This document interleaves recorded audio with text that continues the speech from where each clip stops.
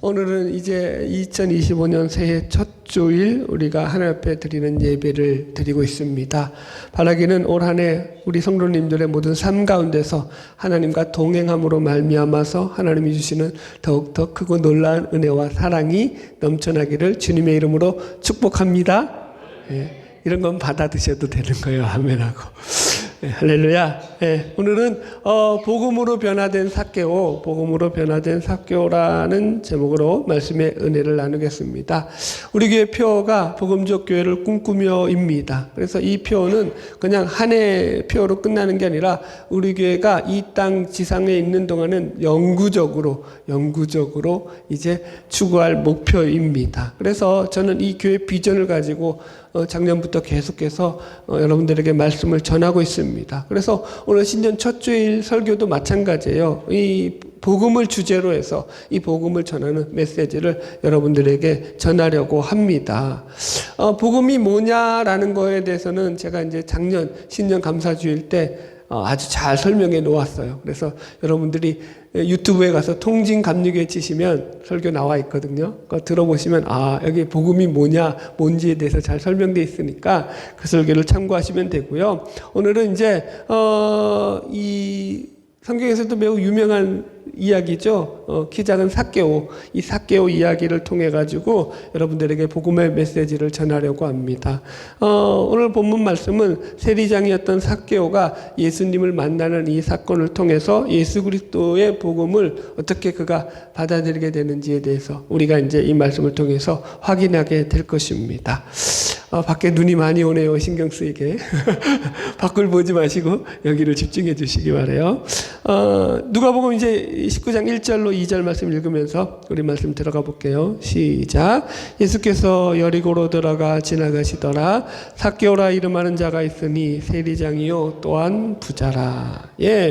보통 성경은 사람을 소개할 때에 그에 대한 첫 번째 묘사를 통해서 그 사람의 인물됨에 대한 대략적인 스케치를 그립니다. 그래서 첫 번째 인물 소개가 아주 중요해요. 그런데 지금 이 누가는요, 이 삭개오를 여리고라고 하는 이 성의 세리장이었고 부자였다라고 소개를 하고 있어요. 이게 좋은 소개일까요? 나쁜 소개일까요? 여러분들은 어떤 느낌이 들어요?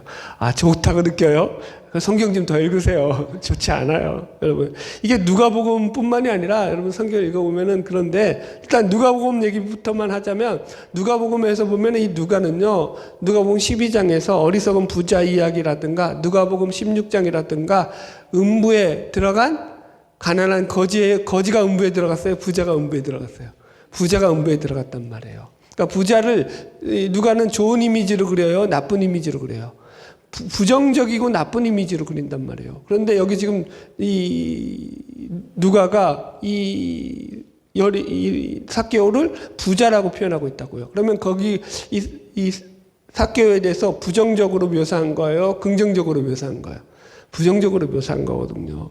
더군다나 이제 세리장이에요. 두 번째, 이 세리장이라는 말은 오늘날로 말하면 세무서장을 말해요. 그러나 오늘날 이 세무서장과는 사실은 어떻게 보면은 훨씬 더 치열한 그런 경쟁 가운데서 올라온 자리가 이 세리장의 자리일 가능성이 높아요. 왜냐하면은 그 당시 세리라는 직업은 로마의 관리 하에서 시민들에게, 백성들에게 세금을 거둬들이는 직업으로서 로마 정부의 일정한 금액에 할당된 세율, 그 세금의 그 일정 금액만 바치고 나면은 나머지 거둬들이는 세금은 누가 갖는 거예요?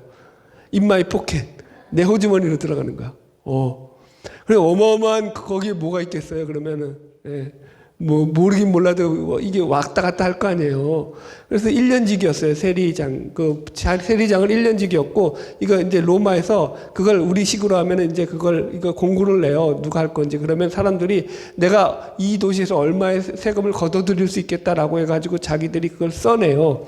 마치 이제 기업에서 그거 써내듯이 그거 써내는 거예요, 계획서를. 그러면 거기 속에서 제일 많이 써낸 그 인간한테 그걸 주는 거죠. 그러니까 여러분들 그게 깨끗한 직업은 아니죠, 사실은. 그래서 여러분들 여기에는 어마어마한 그러니까 수입이 보장되기 때문에 사실은 이게 뒷거래도 있었을 것이고, 몰라요. 정확하게 제가 있었는지 없었는지는 꼭 있었다라고 하는 건 아니고 있었을 것 같고, 그러니까 거기 속에서는 경쟁이 치열할 수밖에 없었을 거다라고 생각을 해요. 그래서 어느 목사님은 이 세리라는 직업을 가지고 당시 백성들로부터 허가받은 도둑이라고 불렸다라고 말씀하시기도 하더라고요.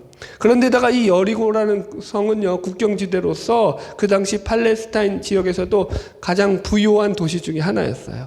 그래서 가이사랴, 가버나움, 여리고 이 세 곳은요, 로마가 운영하는 3대 주요 세무서가 있었던 곳이에요.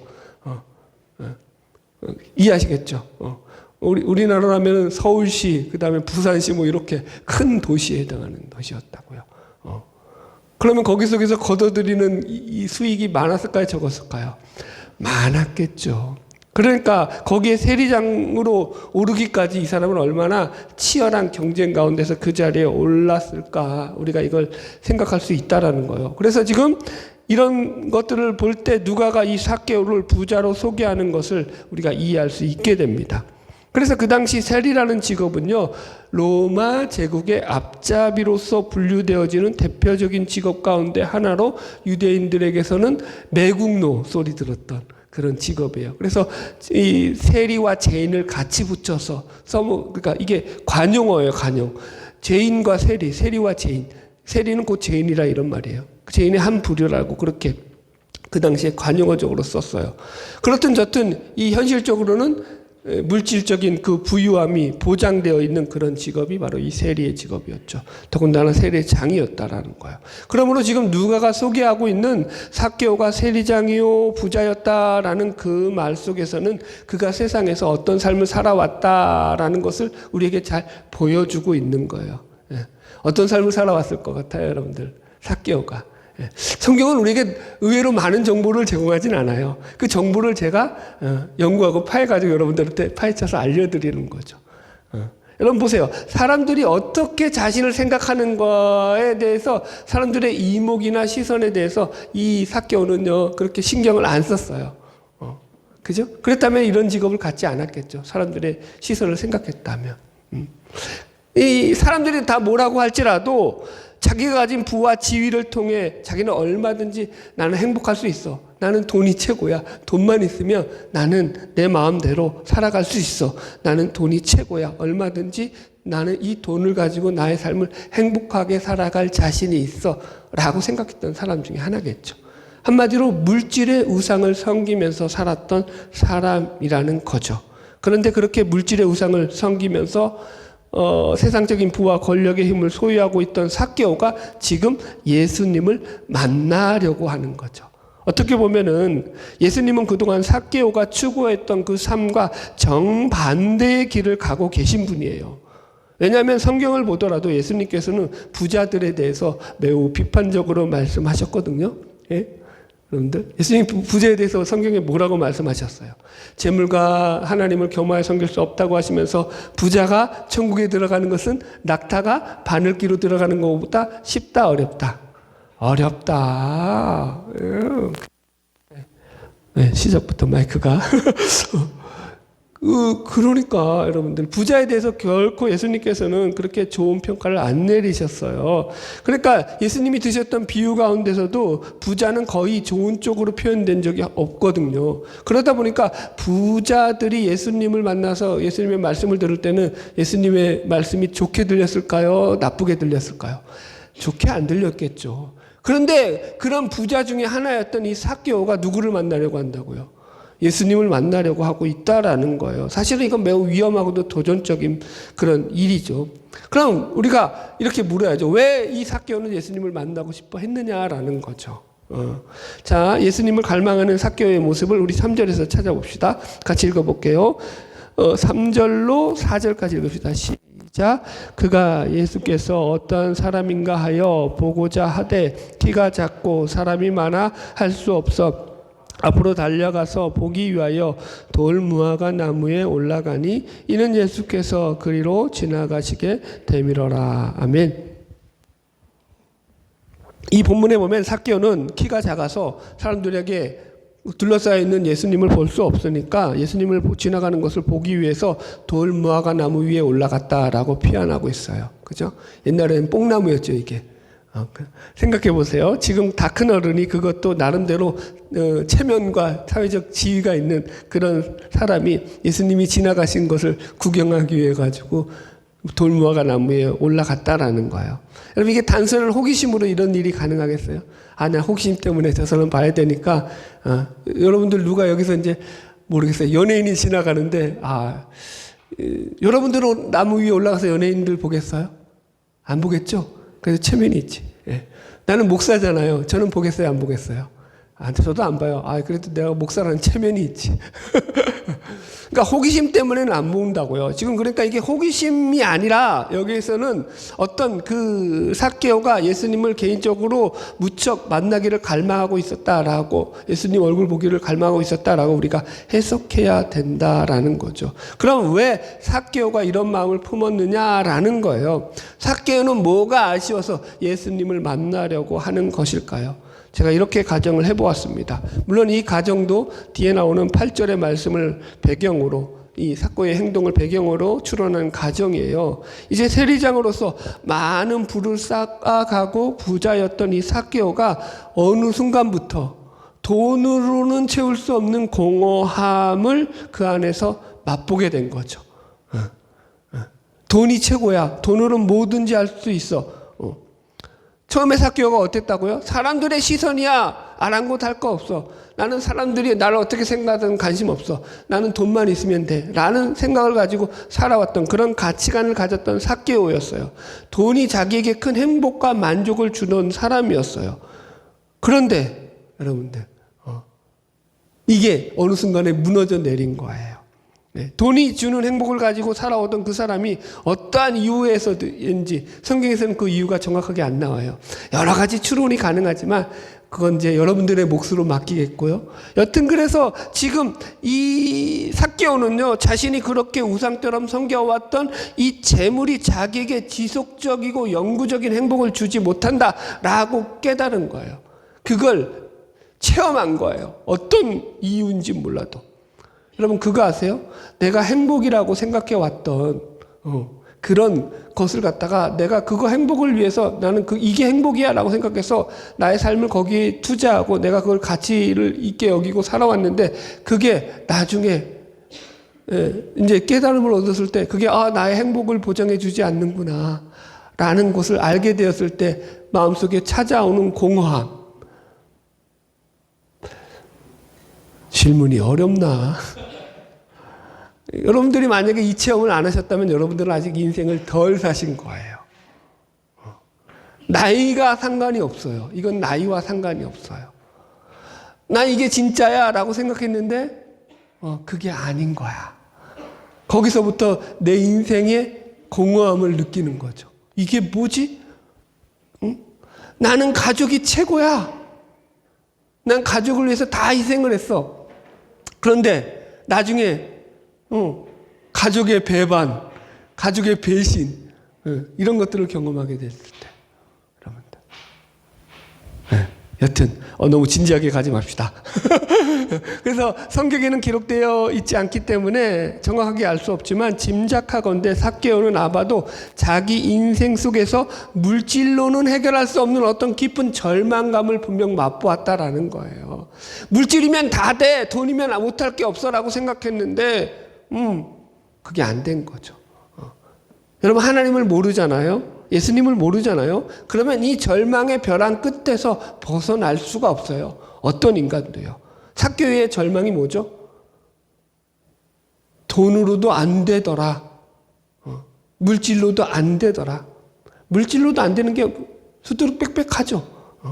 삭개오가 이제 그걸 그 나이에 경험한 거죠. 여러분들. 그래서 저는 이걸 갖다가 이 절망의 벼랑 끝에 서 있는 인간의 실존이다라고 얘기를 해요. 이거 멋지잖아요. 이런 표현은 좀. 절망의 벼랑 끝에 서 있는 인간의 실존. 나도 좀 멋있게 보이고 싶단 말이에요. 이런 말을 쓰는 거예요, 여러분들. 여러분, 사람들이요, 사연을 보면요, 가장 기본되는 그 전제가 뭐냐면은 자신들의 삶에서부터 찾아오는 그 절망과 공허함, 그런 고통이에요. 그 고통 가운데서 예수님을 찾아오는 자들도 있고요. 어떤 이들은 자기의 그 절망을 가지고 삶을, 그죠? 방탕한 쪽으로 그렇게 마무리하는 그런 사람도 있죠. 그래서 성경은 이것이야말로 하나님과의 단절로부터 생겨나는 죄의 증상들이다라고 얘기를 하는 거예요. 여러분 성경을 보십시오. 하나님을 만나기 전에 어떤 사람을 이야기하더라도 그 속에서 죄인된 인간의 비참함을 품고 있지 않은 사람은요, 단 한 사람도 없어요. 그 누구를 들이대더라도요. 하나님과 관계되지 않잖아요. 하나님과 연결되어 있지 않잖아요. 그 인생이. 하나님과 단절된 그 인간 속에서는요, 반드시 인생의 비참함이 그 안에 담겨져 있다라는 거예요. 왜냐하면 하나님으로부터만 채워져야 될 그 하나님이 주시는 그 은혜와 축복과 본질적인 우리 안에 참 만족감, 행복이라고 표현합시다. 그 행복이 하나님으로만 채워지는 것이 있어요. 그 다른 어떤 것으로도 안 돼요. 근데 하나님으로 채워야 될 것을 하나님이 없으니까 뭘로 채우는 거예요? 자기가 채우고 싶은 것들로 막 채워보는 거죠. 채워질까요? 안 채워져요. 왜 안 채워져요? 여러분, 세상에 그 어떤 것인들 하나님보다 더 특별하고 하나님보다 더 비싸고 하나님보다 더 가치 있고 하나님보다 더 위대하고 하나님보다 더 영광스러우며 하나님보다 더 빛이 나는 내 마음을 채울 수 있는 그 큰 그런 존재가 어디 있느냐라는 거예요. 없죠. 그러니까 안 되는 거예요. 찬양이 생각납니다. 돈으로도 못 가요. 하나님 나라. 맘 착해도 못 가요. 하나님 나라. 똑똑해도 못 가요. 하나님 나라. 키가 커도 못 가요. 하나님 나라. 거듭나면 가는 나라. 하나님 나라. 믿음으로 가는 나라. 하나님 나라. 거듭나야 가는 거예요. 믿음으로 가는 거예요, 여러분. 그래서 여러분, 이 말씀을 좀 정리하자면 지금 영적으로 굶주려 있던 삭개오, 자신의 재물로는 채울 수 없었던 영적 공허함에 빠져 있던 삭개오는 자신의 굶주린 영혼을 채우고 싶다는 갈망 가운데서 이제 예수님께 찾아 나오는 거죠. 그런 영적 목마름 가운데 예수님을 만나고자 하는 그 열망이 자신의 자존심보다 더 크고 자신의 체면보다도 더 훨씬 컸던 거죠. 여러분들은 지금 어떤 마음을 가지고 이 교회에 나와 계시나요? 여기 나와서 예배 드리시는 마음이 어떤 마음이신가요? 여러분들, 저와 여러분들이 그랬으면 좋겠어요. 내가 나의 욕망을 채우기 위해서, 나의 어떤 욕구를 채우기 위해서 이 자리에 나와 하나님께 예배드리는 것이 아니라 정말 하나님으로 즐거워하며 기뻐하며 하나님께 영광 돌리는 그 감사와 찬양의 마음을 가지고 주님께 예배드리는 저와 여러분 되기를 주의 이름으로 축복합니다. 할렐루야. 자, 우리 5절 읽겠습니다. 같이 읽을게요. 시작. 예수께서 그곳에 이르사 쳐다보시고 이르시되 삭개오야 속히 내려오라. 내가 오늘 내 집에 유하여야 하겠다 하시니. 보세요. 지금 여리고 예수님께서 여리고로 들어오셨다는 것과 삭개오가 예수님을 보고 싶어하는 것 자체가 겉으로만 보면은 이게 필연적인 연관성이 안 보여요. 그냥 예수님께서 여리고성을 지나가는데 돌무화과 나무에 있는 저기 특별한 키 작은 저거 얼굴이 하여튼 특이하게 생겼나 보죠. 그래서 보니까 저거 좀 특별하게 생겼는데 제 이름이 뭐냐 그래가지고 야 너 내려와 봐라 이렇게 우리는 그냥 생각할 수 있잖아요. 이해하시죠? 특별한 연관성이 없는 거 아니냐라고 생각할 수 있는데 오늘 본문은요 우리의 이런 고정관념을 완전히 깨트리고 있어요. 지금 예수님께서 예수님을 따라다니는 그 수많은 사람 가운데에서 다른 어느 누구의 이름도 아니고요, 지금 돌무화과 나무 위에 올라가 있는 이 삭개오라고 하는 이 삭개오의 이름만을 지명하여 부르시고 너 내려와라. 내가 오늘 내 집에 유하여야 하겠다라고 말씀하고 계신다라는 거예요. 자, 여러분, 예수님께서 삭개오의 이름을 어떻게 하셨을까요? 예수님이 하나님이시니까, 뭐 신이니까 다 그냥 다 알고 계시니까, 전지전능하시니까 아시는 거요? 아니요. 예수님 그런 방법 안 쓰셔요. 제발 좀 제대로 믿으세요.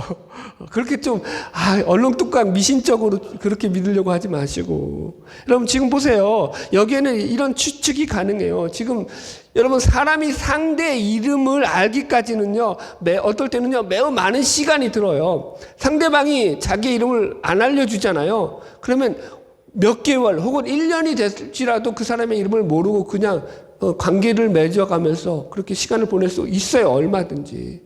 여러분들이 우리 교회 나와서 저한테 이름을 안 알려주시잖아요. 그럼 저는 여러분들의 이름을 도저히 알 수가 없는 거죠. 그래요? 안 그래요? 그죠? 이해 가시죠? 이름이라는 게 그런 의미가 있어요.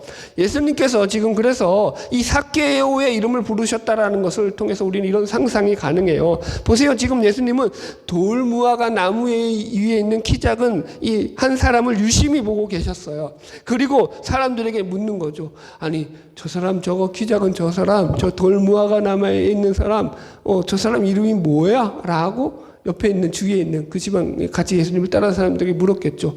저 사람 삭개오라고 합니다. 라고 알려줬겠죠. 그러자 예수님이 그 삭개오야 내려와라 라고 부르셨다라는 거예요. 자, 그렇다라는 것은 지금 예수님께서 그 삭개오에 대해서 관심을 가지고 있으셨다는 거예요? 없으셨다는 거예요? 관심이 있으셨다 이거 표현하는 거예요. 그리고 뒤에 하셔야 하는 말씀이 뭐냐면 오늘 내가 내 집에 유하여야 하겠다라고 말씀하셔요. 여러분 보세요. 갑자기 처음 만난 사람, 낯선 사람이 만나자마자 나 오늘 당신 집에서 하룻밤 묵겠습니다. 말이 돼요? 안 돼요? 여러분들은 그렇게 마음이 넓군요. 저는 안 돼요. 이해가 안 돼, 도대체. 지금 이게 그냥 상식적으로는 말이 안 되는 말이에요. 더군다나 예수님은 지금 삭개오에 대해서, 삭개오라는 인물에 대해서 아셔요? 몰라요? 자꾸 이상하게 가지 말고, 초월로 가지 말고, 다 안다, 이렇게 가지 마시고. 모르셔요. 삭개오라는 인물에 대해서 지금 지식이 전무한 상태신 거예요. 처음 만나신 거예요. 세리장이었다는 것도, 그가 부자라는 것도 다 몰라요. 예수님과 삭개오 사이에 어떤 깊이 있는 대화가 오간 상태가 아닙니다. 만약 예수님께서 삭개오에 대해서 그의 영적 상태를 그러나 만약에 알지 못했다라고 한다면 과연 이렇게 말씀하실 수 있었겠느냐라는 거예요. 그의 육적인 상태는 몰랐겠지만 그의 영적인 상태는 아시는 거죠. 그래서 이런 말씀을 통해서 지금 삭개오에 대해서 누구보다 잘 알고 계셨다라고 그렇게 얘기를 하는 거예요. 그 사람 집안에 밥숟가락이 몇 개 있고 그걸 안다라는 게 아니라 여러분들. 제가 이렇게 말하는 근거가 뭐냐면 지금 여리교회 가서 예수님께서 만난 사람이 딱 두 부류예요. 두 사람이에요. 그 첫 번째가 지금 삭개오가 나오죠. 그 위에 이제 누가복음 18장에 보면은 맹인을 고치신 사건이 나오는데 마가복음에 보면은 그 맹인이 바디메오라고 나와요. 거지고 맹인이었던 바디메오를 고쳐주셔요. 그러니까 바디메오와 이 삭개오 딱 두 명만 만나요. 예수님께서 여리고에 가서 여러분들. 그리고 다른 어떤 사람들에게 수많은 군중들이 지금도 따르고 있잖아요. 그런데 그들에게 기적을 베푸시거나 어떤 능력을 행하셨다는 기록은 없으셔요. 그러니까 이게 무슨 말이 되냐면 예수님은 지금 의도적으로 삭개오와 바디메오를 만나시기 위해 여리고로 가셨다라는 그런 말이 된다고 우리가 얼마든지 추측할 수 있어요. 자, 그리고 물어야죠. 그럼 왜 바디메오고 왜 삭개오냐라는 거예요. 왜 나는 안 돼요? 물어야죠. 여러분 보세요. 왜 예수님께서는 세리장이고 부자였던 삭개오를 만나셨을까요? 저는 이것이 예수님의 의도된 계획 속에 이루어진 사역이었다라고 그렇게 이해를 합니다. 왜 그렇게 말씀드리냐면 성경에 의외로 이런 부분들이 되게 많이 나오거든요. 여러분들 예수님은요, 물론 예수님을 찾아 나온 병자들을 외면치 않으시고 그들의 병들을 다 고쳐주셔요. 그러나 예수님이 어떤 특별한 장소에 시간을 내서 그곳에 가시잖아요. 그때는 항상 예수님께서 어떤 특별한 의도를 가지고 어떤 사람을 만나기 위해서 그곳을 가시는 경우가 여러 번 나오죠. 여러분들. 요한복음 4장에 나오는 수가성 여인을 만나실 때도 그러하셨고요. 베데스다 목가에서 38년 된 병자를 만나실 때도 그러하셨고요. 세리마태를 만나실 때도 그러하셨으며 가다라 지방에서 군대 귀신 들린 자 둘을 만나실 때도 그러하셨고, 여리고에서 지금 삭개오를 만나기 전에 만나셨던 바디메오를 만나실 때도 그러하셨어요. 그럼 이 삭개오도 예외가 될 수 없죠. 예수님이 의도적으로 지금 삭개오를 만나러 오시는 거죠. 이게 신비라고요. 사실은 이게 신비라고요. 예. 여러분들. 그러니까 예수님이 만나실 때는요, 사람을 만나실 때 분명한 목적과 계획을 가지고 만나셨다라는 거예요. 여러분. 그래서 예수님께서 맹인이요 거지였던 바디메오를 만나신 것은요, 너무나 만나신 목적이 뚜렷하고 분명하잖아요. 그죠? 지금 맹인이요 거지였던 그의 삶에, 그죠? 그의 삶에 여러분들, 맹인이고 거지라는 건 어떤 삶이라는 거예요? 그냥 눈으로 봐도 알 수 있는 그냥 절망적인 삶, 고통스러운 삶, 아무것도 없는 삶, 완전 그 인간의 그 비참함 속에 떨어져 있는 그런 삶이라는 걸 우리가 눈으로 봐도 알죠. 그런 자를 만나셔서 그분을 통해서 하나님이 역사하신다는 것을 가장 대변해 주는 인물이 바디메오예요. 그런데 삭개오는요? 삭개오는 바디메오가 아니잖아요. 그러니까 삭개오는 뭐냐면 인간의 또 다른 절망과 한계를 상징하는 또 다른 부류의 인간인 거예요. 부와 권력을 통해서 모든 인간들이 추구하는 그 인간의 욕망을 성취한 인물이 삭개오죠. 그러나 그럼에도 불구하고 그가 아무리 자신의 욕망을 성취하는 인간이었다고 할지라도, 그래서 그 인간 가운데서 자신이 이루고자 하는 모든 일을 이루어낼 만큼, 모든 것들이 사람들로부터 부러움의 대상이 될 만큼 그것을 성취한 인간이었다 할지라도 그 안에 하나님과 단절된 삶을 살아가는 인간은 망할 수밖에 없다라는 것을 대표적으로 상징적으로 보여주는 인물이 누구라고요? 삭개오다. 여러분들, 제가 말씀을 준비하다가 이제 지난해 설교, 이 신년 설교 때 읽어봤겠죠? 어떻게 했나? 잘했더라고요. 그런데 그 설교 속에 제가 읽다가 좀 마음이 아팠던 게 있어요. 작년 이맘때였어요. 재작년, 그러니까 정확하면 재작년 12월 말경이었죠. 배우 이성균 씨라고 제가 너무나 좋아했던 배우였는데 그분이 이제 사망하셨던, 세상을 떠난 일이 있었더라고요. 그거 보면서 되게 속상하더라고요. 지금도 속상하더라고요. 너무 마음이 그랬어요, 여러분들. 여러분, 그러니까 인간은요, 하나님을 떠나 있을 때, 하나님과 단절되어 있을 때는요, 내가 어떤 자격이 있고, 어떤 실력이 있고, 어떤 능력이 있고, 어떤 부가 있고, 내가 어떤 무엇을 성취하였을지라도요, 거기서 그걸 가지고 절망으로부터 벗어날 수 있다, 없다? 없다, 여러분들. 그래서 그런 절망 가운데 찾아오신 예수님을 지금 삭개오가 만나는 거죠. 그리고 예수님께서 삭개오를 부르시잖아요. 여기서 보세요. 예수님께서 내 집에 내가 유하여야겠다라고 오늘 말씀하시잖아요. 이 유하다는 말도요, 되게 이게 엄청난 말이에요, 여러분들. 이게 우리는 그냥 너희 집에 내가 오늘 하룻밤 그냥 자고 갈게, 묵고 갈게, 우리는 이렇게 이해하잖아요. 물론 이런 의미도 있어요. 그러나 여기서 유하다는 말에 이 헬라어 원어를 보면은요, 여기는요 더 깊은 의미가 있어요. 같이 먹고 자고 같이 거하면서 같이 사는 거예요. 거주성을 얘기해요. 거주성. 이해하셨죠? 우리 이렇게 말해. 그러니까 이걸 좀 확대 해석하자면 이거예요. 내가 이제 너를 내 가족으로 받아들이겠다. 같이 밥 먹고 사는 식구, 같이 거하면서 같이 살면서, 삭개오야, 오늘 내가 너를 나의 가족으로 받아들이겠다라고 우리 해석할 수 있어요. 원어적인 의미로 좀 풀이하자면, 예수님이 지금 삭개오를 뭘로 받아들였다고요? 예수님의 가족으로 받아들였다고요. 와, 감동이 없으시네. 자, 6절 넘어가겠습니다. 같이 읽읍시다. 시작. 급히 내려와 즐거워 영접하거늘. 여러분, 지금 삭개오가 신이 났어요. 급히 내려와 예수님을 영접했다라고 했어요. 보세요. 자신에 대해서 전혀 알지 못할 것이라고 생각했던 이 삭개오. 근데 저분이 지금 자기에게 어마어마한 말씀을 하시는 거죠. 자기 이름까지 불러가면서 친근하게 지금 예수님께서 너는 이제 내 가족이야 라고까지 말씀하시는 거예요. 이게 여러분들 이게 보통 얘기예요. 여러분들. 여러분 우리도 그럴 때가 있잖아요. 어떤 대단한 존재가 나를 알아줬을 때 어깨가 으쓱하는 거 경험을 안 해보셨나? 그런 게 있다고요 여러분. 여튼 근데 예수님이 자기를 알아주시는 거예요. 그래서 지금 예수님을 영접하고 있는 거죠. 여기서부터 이제 복음의 문이 열리기 시작하는 거예요.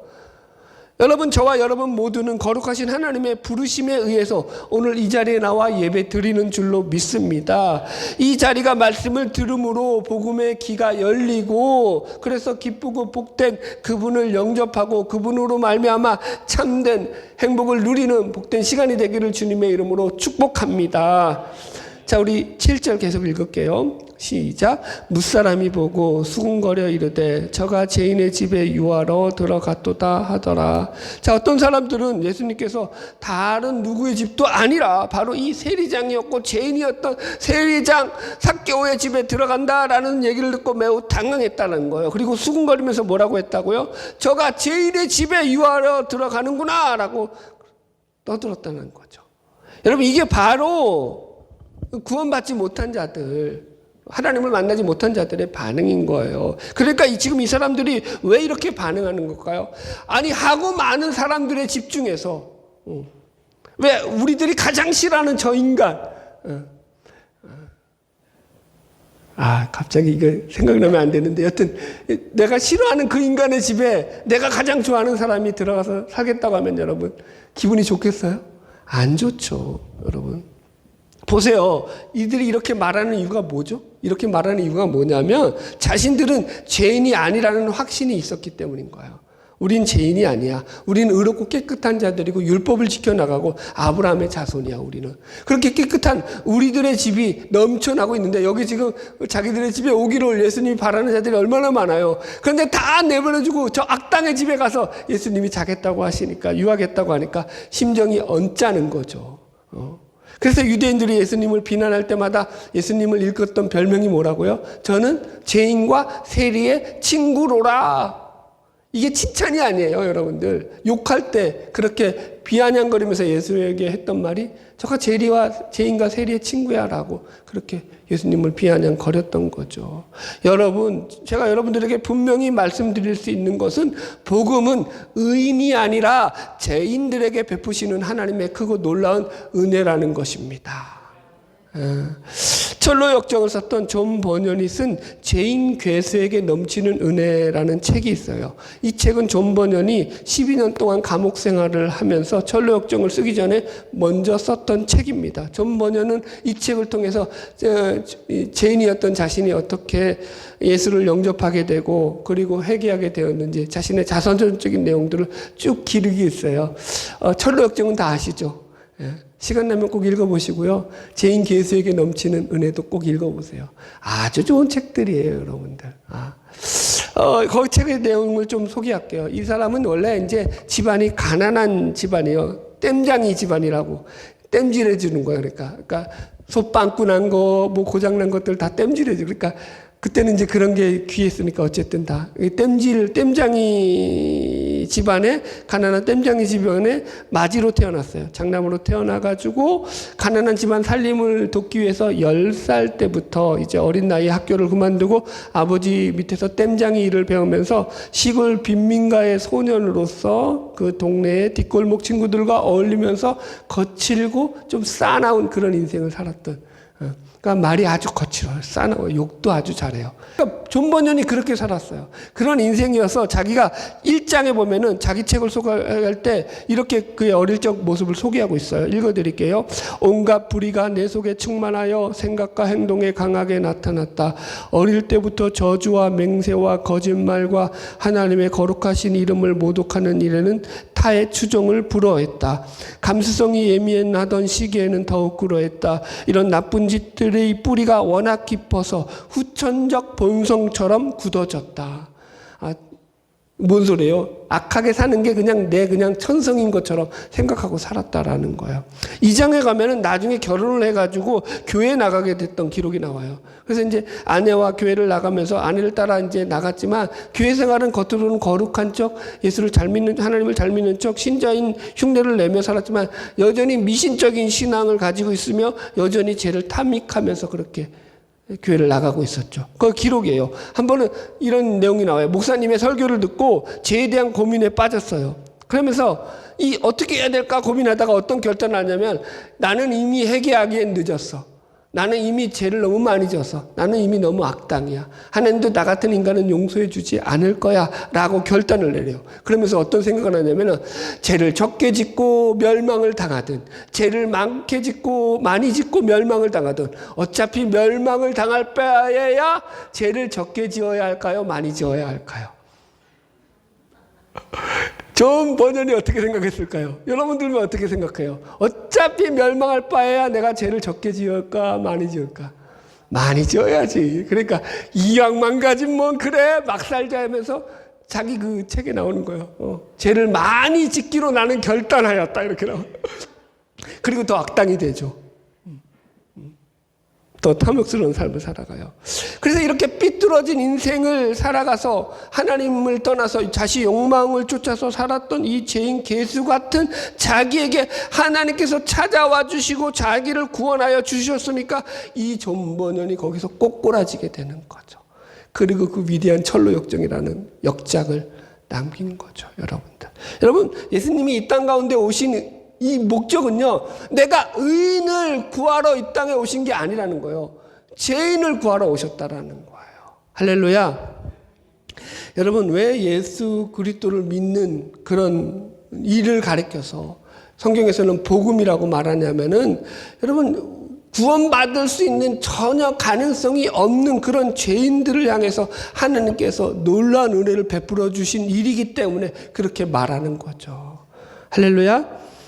8절 읽겠습니다. 같이 읽읍시다. 시작. 삭개오가 서서 주께 여짜오되 주여 보시옵소서 내 소유의 절반을 가난한 자들에게 주겠사오며 만일 누구의 것을 속여 빼앗은 일이 있으면 내 갑절이나 갚겠나이다. 아멘. 여기 보면은 지금 예수님은 삭개오에게 너가 부자니까 너 재산을 가난한 자들에게 나눠주고 나를 쫓아라 이런 말씀 한마디도 안 하셨어요. 그죠? 부자 청년에게 했듯이 너 재물 가난한 자들에게 나눠주고 나를 쫓아라 이렇게 말씀 안 하셨단 말이에요. 어떤 요구도 안 하셨어요. 그런데 지금 예수님을 만난 삭개오가 예수님이 시키지도 않은 일을 자기가 알아서 스스로 지금 이렇게 행동하고 있습니다. 여러분, 여기서 삭개오는 지금 자신의 소유의 전 재산의 50%죠. 절반을 가난한 자들에게 나눠주겠다고 하고 또 그것으로 끝난 것이 아니라 누구의 것을 속여 빼앗은 일이 있으면 내 갑절이나 갚겠다라고 얘기해요. 여러분 보세요. 지금 이게 분위기상 삭개오가 이 상황이 나는 예수님 앞에서 나는 청년 결박하게 살아서 누구의 재산을 빼앗거나 누구에게 손해를 보게 한 일이 없으니까 난 재산의 절반만 가난한 자들에게 나머지는 내가 잘 먹고 잘 살겠습니다 라는 분위기로 이 얘기를 하겠어요? 아니겠죠. 분위기상 어떻게 하겠어요? 지은 죄가 저는 아주 많은 인간입니다. 분위기상 지금 그 분위기인 거예요. 그죠? 나는 정말 많은 죄를 지었습니다.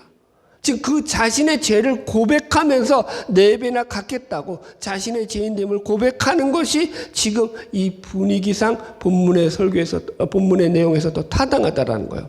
그러니까 이 말의 핵심은 뭐냐면 자신의 절반만 내놓겠다라는 것이 아니라 그것이 얼마가 되었든 자신의 재산이 전부가 다 탕진되는 한이 있더라도 자신이 이제부터는 자신의 재물을 우상으로 섬기는 것이 아니라 예수님을 붙잡고 살아가겠다라고 하는 신앙의 결단을 내리는 거예요. 정리하자면 이런 거죠. 지금 삭개오는 어떻게 보면 자신의 죄인됨을 주님 앞에서 고백하면서 자신이 이제껏 우상처럼 섬겼던 재물을 포기하겠다라고 예수님 앞에 지금 결단을 하는 거예요. 왜요? 물어야죠. 왜요? 그는 예수님을 만나고 난 뒤에 자신의 인생에 나아갈 바를 분명하게 알게 되었기 때문인 거예요. 이전까지 제가 추구했던 그것들이 자신의 배고픔을 채워줬어요? 안 채워줬어요? 안 채워줬다고요. 그 목마름, 배고픔이 늘 차 있었는데 예수님을 만나고 난 뒤에 자신의 인생의 목마름이 완전히 해결된 거죠. 예수님을 만난 순간에 자신이 이제껏 추구했던 삶이 거짓된 삶이었다라는 것을 깨달아 아는 것이고 예수 안에만 진정한 행복이 있다라는 것을 깨달아 아는 거예요. 그렇기 때문에 이렇게 나가는 거죠. 할렐루야. 오늘 설교가 잘 안 돼서 할렐루야 계속하는 거예요. 자, 9절 10절 같이 읽읍시다. 시작. 예수께서 이르시되 오늘 구원이 이 집에 이르렀으니 이 사람도 아브라함의 자손이므로다. 인자가 온 것은 잃어버린 자를 찾아 구원하려 함이니라. 아멘. 예수님이 결국 이 가정의 구원을 허락하시죠. 이게 구원이라고요. 이게 구원이라고요. 저와 여러분의 삶 가운데, 저와 여러분의 가정 가운데 임해야 될 복음인 거죠. 결론의 말씀입니다. 오늘 우리는 예수님을 만난 삭개오를 통해서 복음의 메시지를 들었습니다. 오늘 삭개오 이야기를 통해서 성경이 이야기하고 있는 복음의 메시지는 매우 분명합니다.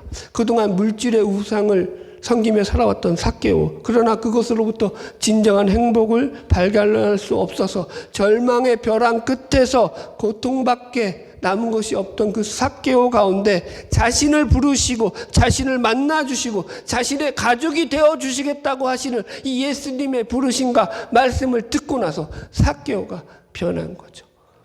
행복을 찾은 거죠. 본질을 찾은 거죠.